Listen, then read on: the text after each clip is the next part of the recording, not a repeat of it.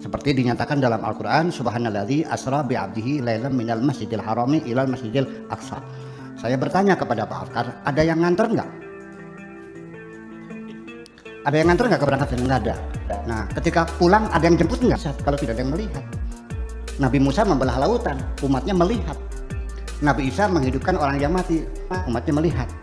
Jadi kemujizatan itu adalah sesuatu yang dilakukan oleh para nabi dan rasul yang di luar, ya, menembus hukum alam.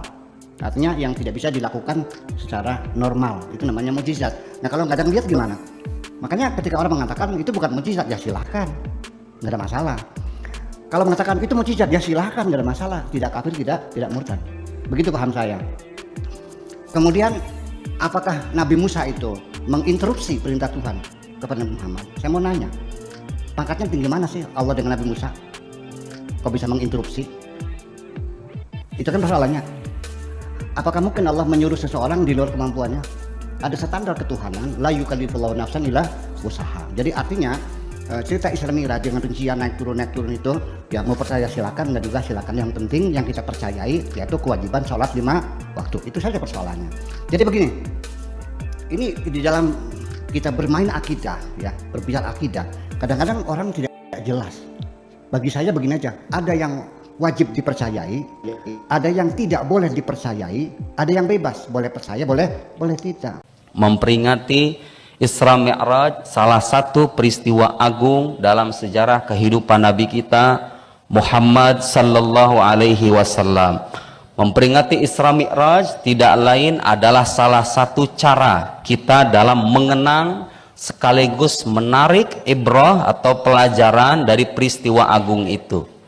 Apakah itu salah? Ya jelas tidak salah. Kita ingin mengenang, memperkenalkan sekaligus mencari apa hikmah besar di balik peristiwa yang sangat bersejarah ini. Tadi kalau soal detail peristiwa sudah dijelaskan oleh Al-Habib Jindan hafizahullah. Saya kebagian untuk memberikan catatan kaki di balik rentetan peristiwa agung tersebut. Saudara-saudara sekalian, Nabi Muhammad sallallahu alaihi wasallam bisa kita lihat dari dua sisi. Pertama dari sisi ruhaninya, kedua dari sisi jasadiahnya. Ada hadis Nabi sallallahu alaihi wasallam menyebutkan kuntu nabiyyan wa Adam bainar ruhi wal jasad. Dalam riwayat lain, kuntu nabiyan wa Adam munjadilun fi tinati. Lihat, kuntu nabiyan, aku sudah menjadi nabi. Wa kuntu minal kaun. Lafaz kuntu minal kaun. Apa artinya kaun? Ya, keterjadian, alam semesta. Ada sebagian ulama mengatakan kuntu nabiyan ay fi ilmillah. Aku sudah menjadi nabi dalam pengetahuan Allah. Tapi ulama lain mengatakan kalau dalam pengetahuan Allah doang semuanya sama, ya kan? Kita juga sudah ada dalam pengetahuan Allah, sudah mengetahui kita sebelum kita ada. Sebelum saya menjadi pengajar, sebelum Bapak menjadi pebisnis, Allah sudah tahu. Tapi kenapa Nabi Muhammad dikhususkan? Sebagian ulama berpendapat memang Nabi Muhammad dengan sisi ruhaniyahnya sudah menjadi nabi. Dengan sisi ruhaniyahnya. Makanya ada riwayat lain menyebutkan ja'alani fatihan wa khatiman. Allah menjadikanku sebagai fatih, sebagai pembuka risalah, wa khatiman sekaligus penutup risalah. Seolah-olah Allah ingin menggabungkan kemuliaan terdahulu dengan kemuliaan yang akan datang di masa mendatang. Nabi Muhammad sallallahu alaihi wasallam dalam penjelasan para ulama yang kami pelajari ilmunya dikatakan sebagai awwalu khalqillah min haitsu ruhaniyah, ciptaan Allah yang pertama dari sisi ruhaninya. Makhluk atau ghairu makhluk? Makhluk. Ruh Nabi Muhammad sallallahu wa ruh sabiqatun alal jasad bittifaqil ulama. Ruh itu mendahului jasad. Bapak Ibu pernah mendengar ayat wa id akhadha rabbuka min bani adama min dhuhurihim dzurriyyatahum wa asyhadahum ala anfusihim alastu birabbikum qalu bala. Allah sudah mengambil perjanjian dengan kita dulu, roh kita sebelum adanya jasad kita. Allah sudah minta perjanjian dengan kita, bukankah aku Tuhanmu? Ya. Siapa yang pertama kali ngomong ya bala itu siapa? Siapa lagi kalau bukan ana sayyid waladi Adam. Akulah pemimpin anak cucu Adam. Karena itu persaksian melibatkan anak cucu Adam, otomatis pasti yang pertama kali bilang itu adalah pemimpinnya, yaitu Nabi Muhammad sallallahu alaihi wasallam, bukan dengan jasadnya tapi dengan rohnya. Subhanallah, saudara-saudara sekalian, Anda kalau membaca Al-Qur'anul Karim, Nabi Isa alaihissalam tadi disebutkan ayatnya oleh Habib Jindan. Wa mubasysyiran bi rasulin yati min ba'di ismuhu Ahmad. Anda tahu kenapa ayat itu menyebutkan kata Ahmad bukan Muhammad? Lihat penjelasan para ulama. Saya tidak sedang mengarang-arang. Ini yang saya pelajari. Tadi hadisnya udah ya. Kalau nanya dalil, nanti saya akan berikan dalil-dalil yang lain. Kata siapa itu ada hadis menyebutkan yang pertama kali Allah ciptakan itu Al-Qalam. Aywa hadhi awaliyah idhofiyah. Ini pertama awaliyah idhofiyah. Pertama setelah terciptanya ruh Nabi Muhammad, aywa na'am al-qalam yumkin al-aqal. Fi riwayah al-aqal, al-qalam wa kada wa kada wa kada. Kulluha awaliyah idhofiyah. Amma awaliyah haqiqiyah fahiya ruhaniyal muhammadiyah allati khalaqaha Allahu qabla an yakhluqal akwan. Yang pertama kali Allah ciptakan ada ruh Nabi Muhammad sallallahu alaihi wasallam sebelum alam semesta tercipta. Ruh Nabi Muhammad sendiri bagian dari alam. Dia makhluk, tidak ada muslim berakal sehat yang mengatakan itu adalah qadim. Tidak, itu hadis makhluk wa huwa awwal khalqillah. Lihat saudara, Nabi Isa menyebut kata Ahmad. Anda perhatikan, kita sedang ingin memperkenalkan kaum muslim tentang keutamaan dan keagungan Nabi Muhammad sallallahu alaihi wasallam kaitannya dengan peristiwa Isra Mi'raj ini satu persatu ya. Karena sekarang kita hidup di era manakala kita bicara mana dalilnya? Ayo saya bikin dalil. Harus begitu kan? Harus ada dalilnya. Ya sudah kita bikin dalil ayo. Bukan kita bikin dalil, kita menyampaikan dalil. Kita nggak bikin dalil. Ahmad, Anda kalau perhatikan kata Ahmad, mimnya dibuang. Apa yang tersisa? Ahad. Betul enggak? Kata Ahmad, menurut sebagian ulama itu adalah salah satu nama Nabi sallallahu alaihi wasallam yang menunjuk pada sisi ruhaniyahnya. Sementara nama Muhammad itu menunjuk pada sosok yang terlahir di Mekah abad ke-6 Masehi. Nama Muhammad, Nabi Isa karena tahu jasad Nabi belum diciptakan, menyebutnya dengan kata Ahmad. Subhanallah, nama Ahmad itu ketika dibuang mimnya tersisa kata Ahad. Apa itu Ahad? Nama Allah subhanahu wa ta'ala. Qul huwallahu ahad. Seolah-olah dengan nama itu Allah ingin menggambarkan kedekatan khususnya dengan kekasihnya yang mulia Muhammad sallallahu alaihi wasallam. Mim yang terangkai dari kata Ahmad menurut sebagian ulama hada mimul mukawwanat, mim yang menunjukkan mukawwanat yaitu alam semesta. Seolah-olah dengan nama Ahmad itu mengisyaratkan bahwa rohnya Nabi Muhammad yang dinamai dengan Ahmad itu adalah perantara terciptanya alam semesta. Kalau itu roh tidak ada, alam semesta ini saya'ud ilal adam akan menjadi tiada. Kok bisa begitu? Ustaz, mana dalilnya yang lain? Saya sertakan. Itu isyarat. Itu isyarat ya. Khas. Isyarat khas yang kerap diperkenalkan oleh para ulama-ulama sufi. Dan bagi sebagian orang kalau disebut kata sufi, bid'ah. Dol, mudil, mubtadi' wa hakadha. As-sufi haula auliya Allah. Para sufi itu para wali Allah. Hati-hati berbicara dengan mereka. Mereka adalah manusia-manusia pilihan Allah, punya level keimanan yang jauh berbeda dengan kita. Makanya sering banyak orang salah paham. Kalau dijelaskan sama ahlinya, gak muskil sebetulnya Pak. Ungkapan-ungkapan mereka, syatohat bisa ditakwil, bisa diberikan pemaknaan yang lurus. Kalau yang ngomong ahlinya, kalau yang ngomong orang luar itu beda cerita. Kafir, zindiq, mubtadi dan seterusnya. Isyarat nama Ahmad isyarat akan sisi ruhaniyahnya, karena sisi ruhaniyah itu merupakan perantara terciptanya alam semesta, dinamai Ahmad. Isyaratnya dari mim, Ahmad, mimul mukawwanat. Terlahirlah Ahmad, setelah Ahmad terlahir terciptalah alam semesta. Tercipta alam semesta, beliau diciptakan pertama dari sisi ruhaniyahnya, diciptakan terakhir dari sisi jasadiyahnya. Ja'alani fatihan wa khatiman. Ada ayat, Pak. Ayo sekarang kita ngaji Al-Quranul Karim. Pernah dengar ayat di surat Al-Imran? Wa idh akhadallahu mitsaqan nabiyyina lama ataitukum min kitabi wa hikmatin thumma ja'akum rasulun musaddiqun lima ma'akum latu'minunna bihi wa latansurunnah.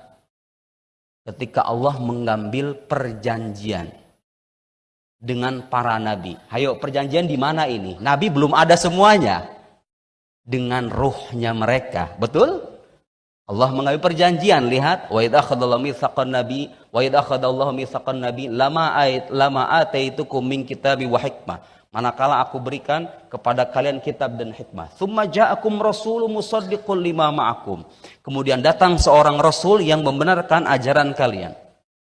La tu'minunna bihi wa la tansurunnah. Kalian harus beriman dan kalian harus menolongnya.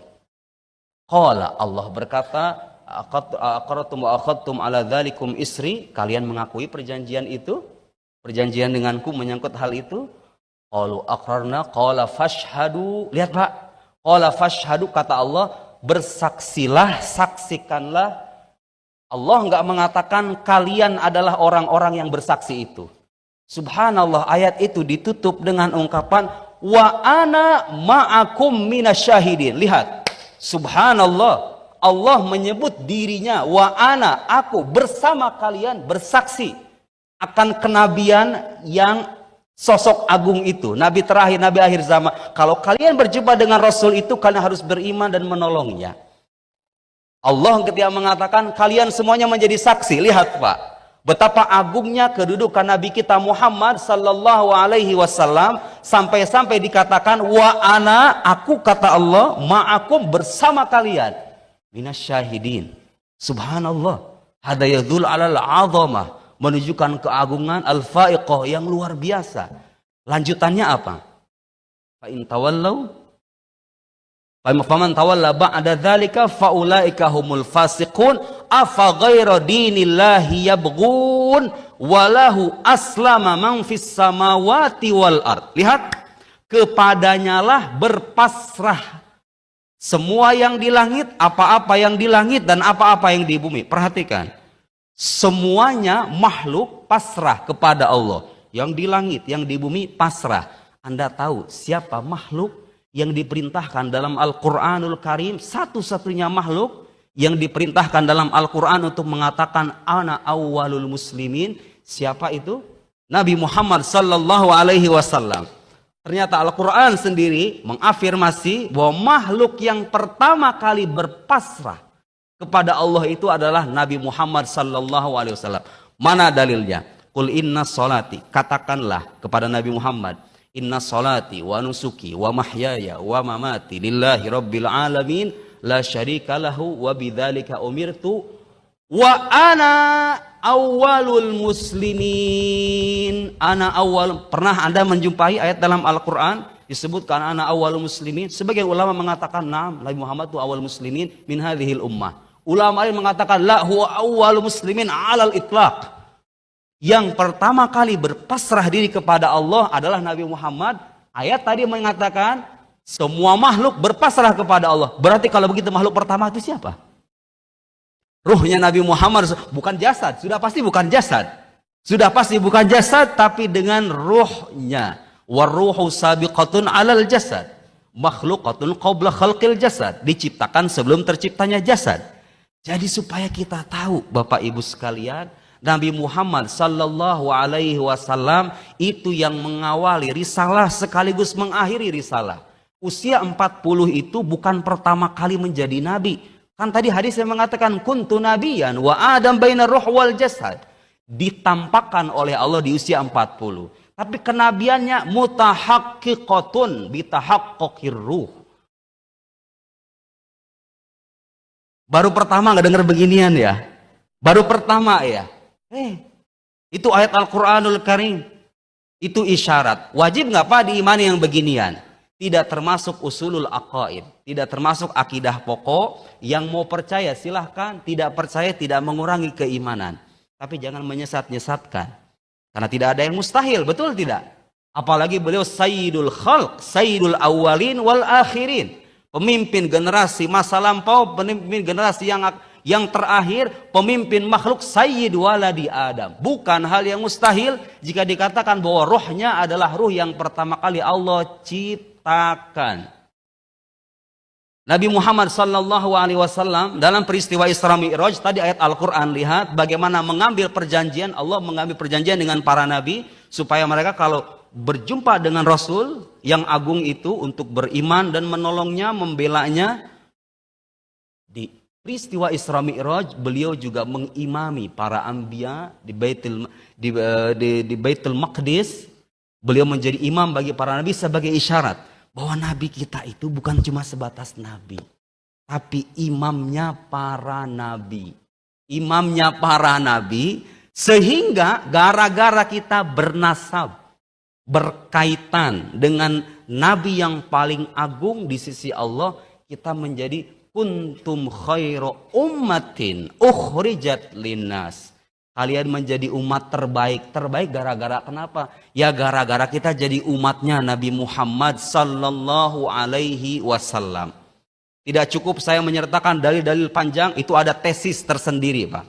Saya tahu itu orang-orang yang kalau saya ngomong begini akan mengatakan hadisnya dhaif. Hadis Jabir.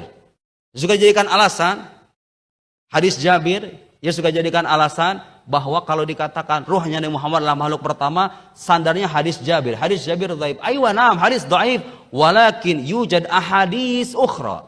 Ada hadis-hadis yang lain, diteliti itu Pak. Ada tesis tersendiri. Ternyata kesimpulannya itu hadis-hadis yang mengabarkan bahwa ruhnya Nabi Muhammad sallallahu alaihi wasallam adalah makhluk pertama diafirmasi oleh hadis-hadis yang lain yang sahih. Belum dengan isyarat-isyarat dari sejumlah ayat Al-Quranul Karim, belum dengan pernyataan para ulama. Imam Dardir, pernah mengenal Imam Dardir yang punya kharidah bahiyah. Beliau mengakui bahwa Nabi Muhammad itu ruhnya adalah makhluk pertama. Imam Dardir siapa? Sayyidul mutakallimin fil Azhari Syarif.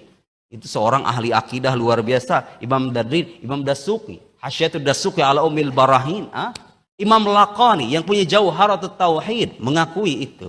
Fadail. Kata Syekh Abdul Siddiq Al-Qumari itu bagian dari fadail Nabi ketika beliau dimuliakan oleh Allah sebagai makhluk pertama yang diciptakan oleh Allah sekaligus yang terakhir muncul dalam silsilah kenabian Nabi kita Muhammad sallallahu alaihi wasallam. Itu sedikit pembuka supaya kita ini orang-orang yang beriman menjadi bagian dari umat beliau punya level keimanan yang naik sedikit. Kita kan taunya Nabi Muhammad dengan jasadnya doang, Pak. Banyak orang zaman sekarang bahkan melihat Nabi itu dengan jasadnya, ketika Nabi wafat selesai sudah hubungannya. Betul tidak? Ada orang-orang kayak begitu. Ada dan banyak orang-orang kayak begitu. Enggak, bagi kita tidak. Ruhnya Nabi. Bagaimana ada mengatakan ruhnya Nabi itu mati? Orang yang mati syahid saja dalam Al-Quran dikatakan hidup, betul enggak? Wala tahsabannal ladzina qutilu fis sabilillahi amwata. Jangan kalian mengira orang-orang yang dibunuh dari jalan Allah itu mati. Mereka itu hidup, ahya, kata Al-Quran. Orang yang mati syahid dari kalangan umatnya saja dikatakan hidup, apalagi imamus syuhada, imamnya orang-orang yang mati syahid, imamul mu'minin, imamul muttaqin, sayyidul awalin wal akhirin. Bapak Ibu sekalian, saya ingin memberikan beberapa pelajaran berharga dari peristiwa agung Isra Mi'raj Nabi Muhammad sallallahu alaihi wasallam.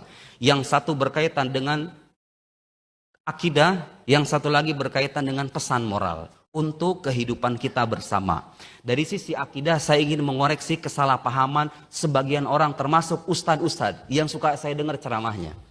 Mereka sering bilang bahwa gak apa-apa. Dalam agama ini memang ada kok yang gak masuk akal, kita imani aja. Ada itu Pak, yang ngomong kayak begitu. Mereka menggambarkan Isra Mi'raj itu sesuatu yang tidak masuk akal, betul nggak? Ada kan orang-orang punya pandangan begitu? Saya mau bilang, itu pandangan salah. Bukan tidak masuk akal. Mukjizat yang terjadi kepada para nabi, Nabi Musa membelah lautan dengan tongkat, Nabi Ibrahim tidak terbakar dengan api, dan mukjizat para anbiya Nabi Isa bisa menghidupkan orang mati, itu bukan sesuatu yang tidak masuk akal. Nabi Muhammad bisa dalam satu malam Isra Mi'raj dari Masjidil Haram ke Masjidil Aqsa, kemudian ke Sidratul Muntaha dalam satu malam. Tidak masuk akal, bukan tidak masuk akal. Itu hanya sesuatu yang bertentangan dengan kebiasaan. Mustahil menurut kebiasaan doang, bukan menurut akal. Beda antara sesuatu yang mustahil menurut akal dengan mustahil menurut kebiasaan. Kitab ini besar, ada bagian-bagiannya, kertas. Tuh, lihat.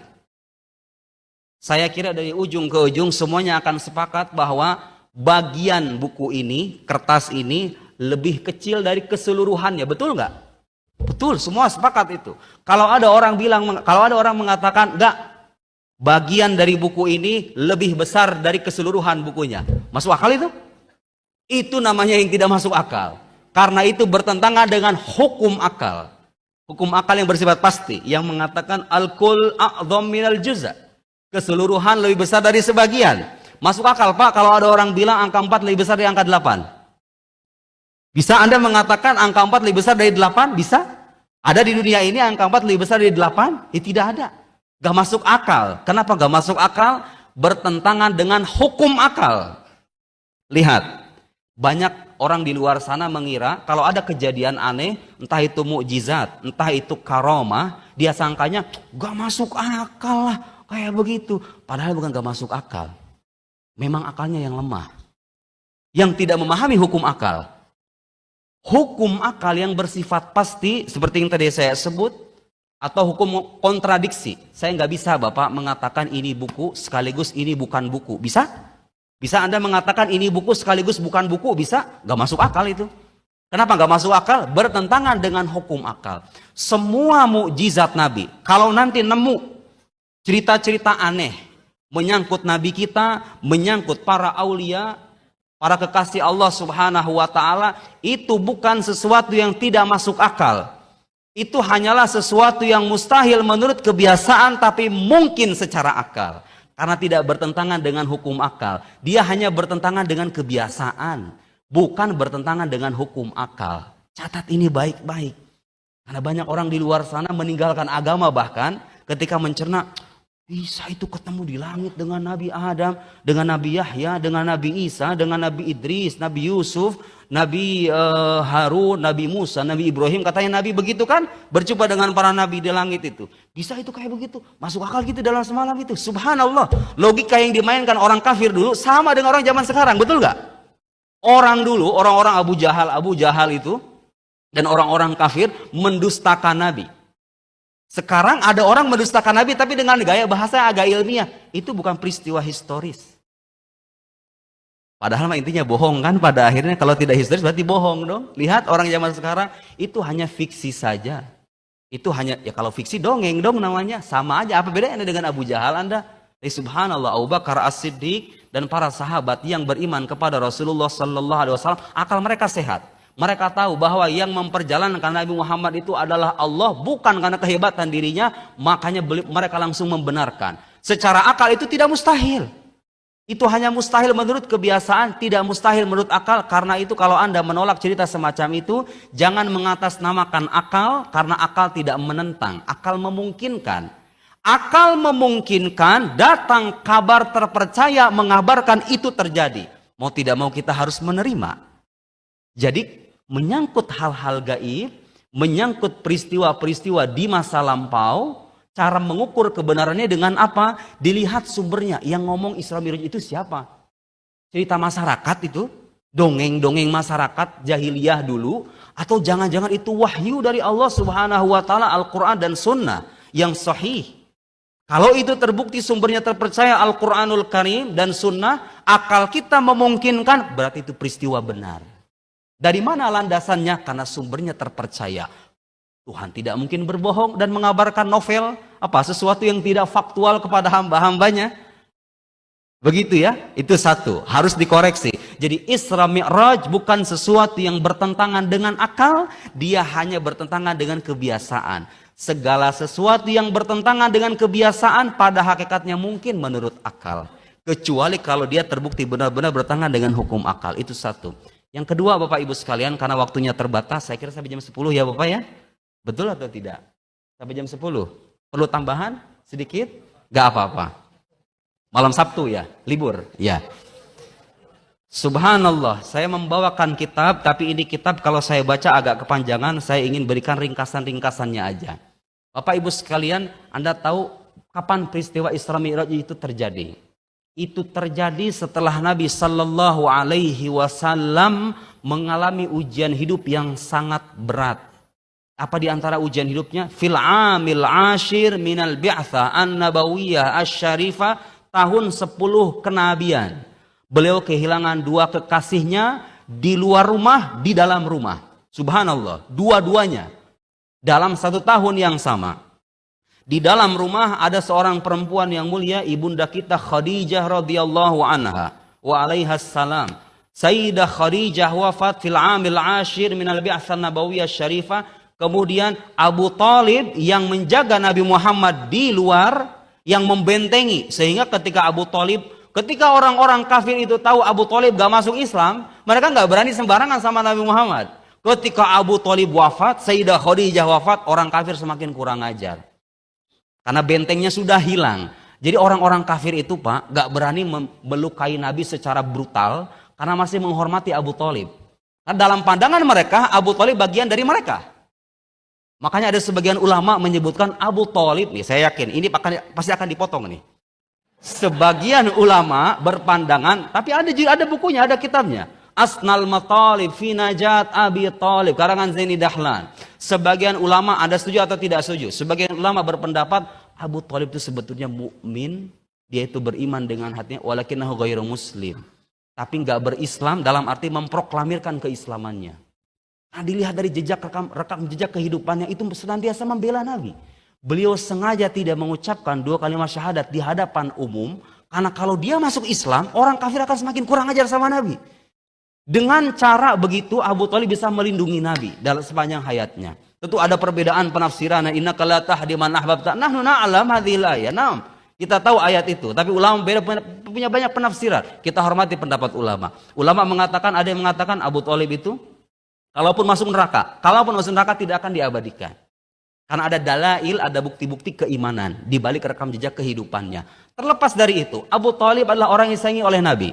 Dan Abu Thalib sayang kepada Nabi, wafat dengan Sayyidah Khadijah. Sayyidah Khadijah istri tercintanya, sampai-sampai ketika beliau wafat pun masih dikenang oleh mulutnya yang mulia sallallahu alaihi wasallam. Khadijah itu, kata Nabi sallallahu alaihi wasallam, amanat bi idh kafara biyan nas wa saddaqatni idh kadzabani nas wa wasatni bimaliha idh haramani nas warzuqtu minhal walad. Khadijah radhiyallahu anha, ibunda kita alaihi salatu wassalam, Khadijah radhiyallahu anha itu beriman kepada Nabi ketika orang-orang mendustakan. Wa saddaqatni, dia membenarkanku idh kadzabani nas, ketika orang-orang mendustakan, orang-orang ingkar. Wawasatni bimaliha, dia membantuku dengan hartanya, idh haramanin nas, ketika orang-orang mengucilkanku, membantu dengan harta, dukungan moral, dukungan material. Warzuqtu minha walad, dan aku diberikan anak keturunan dari Khadijah selain istri-istrinya. Sayyidah Aisyah, dari Sayyidah Maimunah, Sayyidah Zainab binti Khuzaimah tidak dikaruniai anak kecuali dari Maria Al-Qibtiyah yang bernama Ibrahim, gitu, dan wafat dalam kondisi balita. Ketika beliau mendapatkan ujian berat itu, kemudian beliau hijrah ke Taif. Saya pernah menyampaikan ceramah kisah Nabi di Taif ini. Tapi ini memberikan pelajaran yang sangat berharga bagi kita. Lihat Pak, Nabi Muhammad itu ketika Abu Thalib wafat, orang-orang kafir semakin kurang ajar. Beliau memutuskan untuk hijrah ke Taif, buat apa? Buat berdakwah. Di sini sudah tertutup, Mekah Al-Mukarramah itu sudah tertutup. Padahal itu tempat lahir beliau. Ditutup, diusir, akhirnya apa? Beliau pindah daerah. Tidak ada kata putus asa. Langsung pindah nyari orang yang bisa didakwahi Islam. Bersama salah seorang sahabatnya Zaid ibn Harithah. Berdua aja. Sayron alal aqdam, jalan kaki. Dari Mekah ke Taif. Bagi yang pernah ke Mekah dan tahu Taif, jauhnya seperti apa bisa terbayang. Jalan kaki. Sampai ke Taif, mending kalau disambut. atau diajak ngopi atau enggak sama sekali. Datang dengan 3 pembesar Taif, semuanya menyebutkan perkataan yang menyakiti hati beliau. Yang satu mengatakan, la ukallimuka abadan. Aku tidak akan sudi bicara dengan kamu wahai Muhammad. Satu ngomong begitu. Itu lagi mengatakan, sayumrat thiyabul Ka'bah in kana Allahu qad arsalak. Itu Ka'bah, kain Ka'bah bisa robek kalau seandainya kamu beneran utusan Tuhan itu. Untuk menunjukkan sesuatu yang mustahil gitu loh. Coba itu bayangkan, pembesar. Kemudian berhari-hari beliau tidak ada rumah. Saya baca di sini ya, saya sertakan ringkasannya saja. Tidak ada rumah di Taif dari Bani Thaqif itu yang tidak dikunjungi oleh beliau. Berdua tiap hari ketok rumah mengajak orang kepada ajaran tauhid, bukan memaksa. Ajaran Islam itu sifatnya menyampaikan saja, bukan memaksa orang supaya memeluk agama kita. Tidak pernah ada contohnya memaksa orang untuk memeluk agama. Beliau berdakwah dari pintu ke pintu. Yang terjadi apa? Di suatu hari orang-orang Taif, Bani Thaqif itu berkumpul dengan anak-anaknya, dengan anak-anak mudanya, bapak-bapaknya, ibu-ibunya, melempari Nabi Muhammad sallallahu alaihi wasallam dengan batu, sampai dikisahkan dalam sirah nabawiyah, Zaid ibn Harithah saking empatinya kemudian menundukkan kepalanya untuk melindungi kaki Nabi sallallahu alaihi wasallam karena melihat kakinya bercucuran darah dilempari batu. Gak tega. Zaid ibn Harithah akhirnya apa? Menundukkan kepalanya demi melindungi Nabi. Kata para ulama itu keteladanan. Kalau ada orang mengajak manusia kepada jalan Allah, jangan dimusuhi, dibela, dibantu. Zaid ibn Harithah memberikan contoh keteladanan yang mulia. Ketika Nabi diusir, kemudian dilukai, dicaci maki oleh orang-orang Taif, sampai anak-anak kecil melihat kakinya berdarah, beliau apa yang beliau lakukan? Melindungi Nabi sallallahu. Meskipun kepalanya harus bocor berdarah juga, ikut-ikutan berdarah. Keteladanan yang sangat luar biasa. Bersandarlah kemudian Nabi di kebunnya Utbah milik Utbah ibn Rabi'ah, seorang musyrik ya.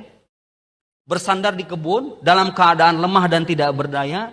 Nabi berkata dengan doanya yang diabadikan dalam kitab sirah. Allahumma inni ashku ilaika du'fa quwwati wa qillata hilati wa hawani 'alan nas ya arhamar rahimin anta rabbul mustad'afin wa anta rabbi. Lihat Pak, kita ini kalau dikasih ujian, saya yakin deh gak mungkin ujian kita itu selevel dengan Nabi, betul gak? Saya punya ujian Pak, Bapak punya ujian, adik-adik yang punya ujian, yang jomblo-jomblo pengen kawin gak bisa terus. Itu ujian berat. Kuliah kagak lulus, ujian juga sama. Nyari kerjaan susah, ujian, nangis. Saya juga sama Pak. Punya tangisan air mata dalam hidup. Dan kita butuh dengan air mata itu. Dengan air mata itu kita bisa menjadi hamba yang bersyukur. Merasakan nikmatnya hidup. Kebayang kalau kita ketawa tiap hari, apa yang terjadi? Gak ada nikmatnya hidup itu. Ibadah tuh gak ada rasanya, serius. Coba, Anda ngebayang gak? Pernah gak ngerasain ibadah ketika duit banyak dengan ibadah ketika dalam keadaan sedih? Apa yang terjadi coba? Mana yang lebih nikmat? Bagi orang beriman ini, bagi orang beriman. Ya, saya ngomong dengan orang beriman. Bukan dengan orang yang suka protes hatinya. Enggak, dengan orang beriman. Subhanallah Pak. Orang beriman itu kalau dapat musibah, gelar sejadah, pegang tasbih, berzikir kepada Allah, pasrah sepasrah-pasrahnya, kenikmatan terlahir dari situ. Betul gak? Iya subhanallah, Allah itu ngasih kita ujian dan air mata bukan untuk menyengsarakan kita. Justru dia ingin kita dekat dengannya. Cuma kita aja salah paham kadang-kadang. Ini Tuhan murka apa-apa sama aku. Bukan Tuhan murka. Memang Tuhan ingin Anda mengetuk pintunya. Ya Allah, Ya Rabb, Ya Arhamar Rahimin. Nabi mengajari kita di tengah penderitaannya dengan siksaan kaumnya itu. Nabi mengatakan Ya Arhamar Rahimin. Masih ngucap kepada Allah, wahai yang maha pengasih dari segala pengasih. Bisa Anda ngomong kayak begitu di saat terhimpit, di saat terlilit hutang oleh judi online, ngomong sama Allah, Ya Arhamar Rahimin. Wahai Tuhan yang maha pengasih. Mau di penjara ngomong, ya wahai Tuhan yang maha pengasih. Bisa. Sebagai bukti hati Nabi kita itu beda dari yang lain. Manusia biasa mah gak bakal ngomong kayak begitu, betul gak? Pelan-pelan dia mempertanyakan, Tuhan adil apa kagak sebetulnya sama saya? Manusia biasa itu. Apalagi yang imannya tipis. Nabi Muhammad SAW gak begitu. Bapak tahu dalam sebuah riwayat yang sahih, ketika Nabi Muhammad dalam keadaan sedih, bahkan di dalam sebuah riwayat sahih dikatakan, ujian yang beliau terima dari orang Taif itu adalah ujian terberat melampaui ujian yang beliau terima ketika perang Uhud. Dan Anda tahu perang Uhud itu seperti apa? Nabi Muhammad giginya sampai berdarah. Di Taif ini ujiannya jauh lebih berat ketimbang perang Uhud itu. Penderitaan kaum muslim seperti apa di perang Uhud? Nabi Muhammad di Taif penderitaannya lebih dahsyat ketimbang penderitaan dalam peristiwa Uhud. Datang malaikat Jibril, "Ya Muhammad, laqad alimallahu qaula qauminka lak." Muhammad, Allah sudah tahu perkataan kaummu terhadapmu itu. Wa maraddu alaik, dan balasan mereka terhadapmu itu Allah sudah tahu. Malaikat Jibril datang mengabari Nabi bahwa Allah sudah tahu perlakuan orang-orang Taif, Bani Thaqif itu. Wa qad ba'atsallahu malakal jibal, Allah mengutus malakul jibal, malaikat penjaga gunung. Li ta'murahu bima syi'it, supaya engkau merintahkan dia, terserah kamu mau ngapain deh, kata malaikat Jibril alaihissalam. Fanadani fasallama alayya malakul jibal. Kata Nabi, malaikat penjaga gunung itu kemudian menyapaku dan mengucapkan salam. Assalamu alayka ya Nabiyallah, assalamu alayka ya Rasulullah, ya Muhammad, laqad alimallahu qawla qauminka lak.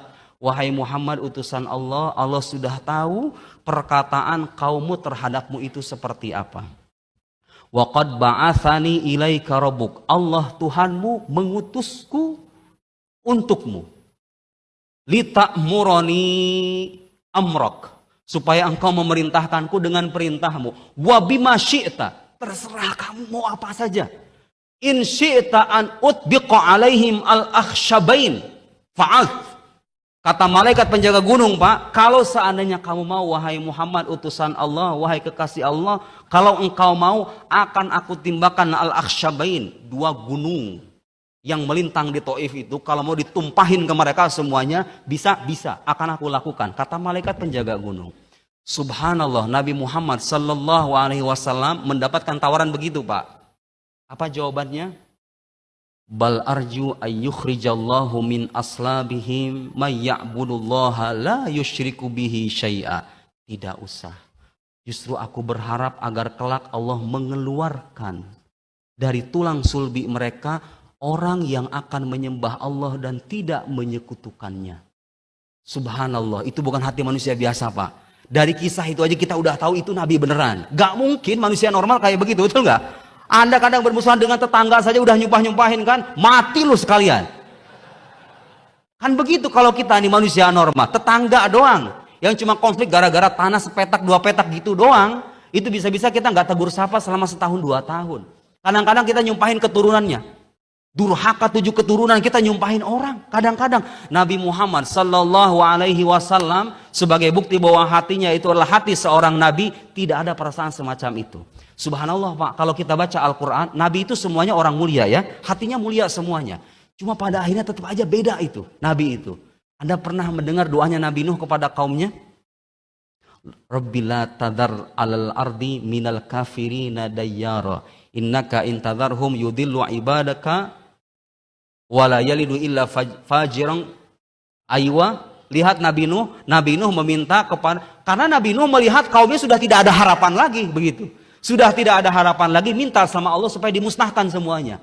Nabi Muhammad sallallahu alaihi wasallam, bal arju ayyukhrijallahu min aslabihim may ya'budullaha la yusyriku bihi syai'a. Anda kalau membaca Al-Qur'anul Karim, lihat Nabi Muhammad dengan Sayyidina Abu Bakar dalam peristiwa hijrah ini ya, ketika kita masuk ke episode selanjutnya, dalam peristiwa hijrah mengatakan apa sama Sayyidina Abu Bakar? La tahzan innallaha ma'ana. Jangan bersedih, Allah bersama kita. Allah yang didahulukan, Pak. Anda lihat Nabi Musa ketika dikejar oleh Fir'aun, para pengikut Nabi Musa, innalah mudrakun. Wah, kita kesusul sama Fir'aun dan bala tentaranya. Tahu jawaban Nabi Musa apa? Kalla inna ma'iya robbi. Robbinya itu di belakang. Subhanallah, lihat Pak. Nabi Musa dengan Nabi Muhammad, supaya Anda tahu makom Nabi kita itu jauh melampaui nabi-nabi yang lain. Semuanya orang mulia, semuanya orang agung. Tapi tilka rusulu faddalna ba'dahum ala ba'd. Minhum man kallamallah wa rafa'a ba'dahum darajat. Dan Nabi kita itu fi a'la darajat, dalam derajat yang paling tinggi. Nabi Musa di antara doanya diabadikan dalam Al-Quran apa? Rabbishrahli sadri. Setiap orang khotbah bisa ngomong kayak begitu, ya enggak? Rabbishrahli sadri. Rabbi, ya Allah, wahai Tuhanku, ishrahli sadri. Lapangkanlah dadaku. Tahu Nabi Muhammad dibilangnya apa? Alam nashrah laka sadrak. Bukankah kami sudah melapangkan dadamu? Subhanallah, tanpa diminta. Nabi kita itu derajatnya bukan hanya sebatas nabi, tapi itu sayyidul anbiya wal mursalin, imamnya para nabi. Dalam peristiwa Isra Mi'raj, kita mendapatkan pelajaran-pelajaran berharga itu. Nabi berjumpa, disambut sama penduduk langit, disambut sama penduduk bumi. Setelah apa itu, Pak? Setelah mendapatkan ujian yang sangat berat. Apa pelajaran berharganya? Sepahit apapun hidup kita, sedalam apapun penderitaan kita, kalau kita masih mengakui Allah sebagai Tuhan kita, pasrah dan berbaik sangka. Lihat doa Nabi, ya arhamar rahimin, anta rabbul mustad'afin, engkau Tuhan orang-orang yang lemah, wa anta rabbi, dan engkau adalah Tuhanku. Ila man takiluni, ila ba'idin yatajahamuni, am ila aduwin malaktahu amri, illam yakun bika ghadabun alayya fala ubali. Kalau seandainya engkau Allah, ya Allah, dengan apa yang aku terima sekarang ini, seandainya itu tidak membuat engkau marah, aku tidak peduli. Artinya Pak, Nabi Muhammad setelah menderita, kemudian pasrah kepada Allah, sekian tahun kemudian, katakan 1-2 tahun kemudian, terjadi peristiwa agung itu. Bumi terhimpit, langit terbuka. Tidak ada kata putus asa untuk orang beriman seharusnya. Sedalam apapun penderitaan kita, Allah Subhanahu wa Ta'ala mempersiapkan ganjaran yang berlimpah untuk hamba-hambanya. Kalau kita pasrah, kalau kita belajar untuk menerima, belajar untuk rela, belajar untuk menyesuaikan diri dengan apa yang kita dapat sambil berbaik sangka. Kata kunci, sambil berbaik sangka kepada Allah, menunjukkan ubudiyah di hadapan Allah, Allah akan limpahkan rahmat yang jauh lebih agung ketimbang apa yang kita bayangkan. Sayangnya kadang-kadang kita terlalu overthinking, kemudian kita terlalu berburuk sangka. Tuhan ingin merahmati, kita menyangkanya Tuhan ingin melaknat diri kita sendiri. Tuhan ingin mencurahkan kasih sayang melalui penderitaan, kita menyangkanya Tuhan memberikan murka dan amarah atas perbuatan yang kita lakukan. Tidak. Selama kita hidup benar, Pak, selama sholat kita jalankan, iman kepada Allah, iman kepada Nabi tertanam dalam hati, kita mendapatkan ujian. Dalam peristiwa Isra Mi'raj kita mendapatkan pelajaran berharga. Bahwa penderitaan yang kita dapat bukan tanda murka ilahi. Tapi itu adalah cara Allah ingin meningkatkan derajat kita sendiri. Pelajaran berharga, subhanallah. 21:57. Sudah jam 10. Mau dibuka sesi tanya jawab? Apa cukup? Karena mau pada pulang kan? Oh ya besok lanjut, ada jam saya besok ya. Ba'da Isya, ba'da Maghrib.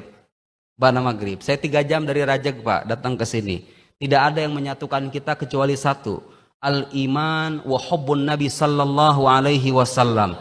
Kita semua beriman, kita semua mencintai Nabi kita Muhammad sallallahu alaihi wasallam. Ibadah kita nggak ada yang bisa diandelin Pak. Sholat kita cacat, ibadah puasa kita cacat, sholat sunnah apalagi sedekah kita kadang ada riaknya. Nggak ada yang 100% murni itu. Tapi kita punya harapan, ada imam kita yang akan memberikan syafaat Nabi Muhammad sallallahu alaihi wasallam. Mari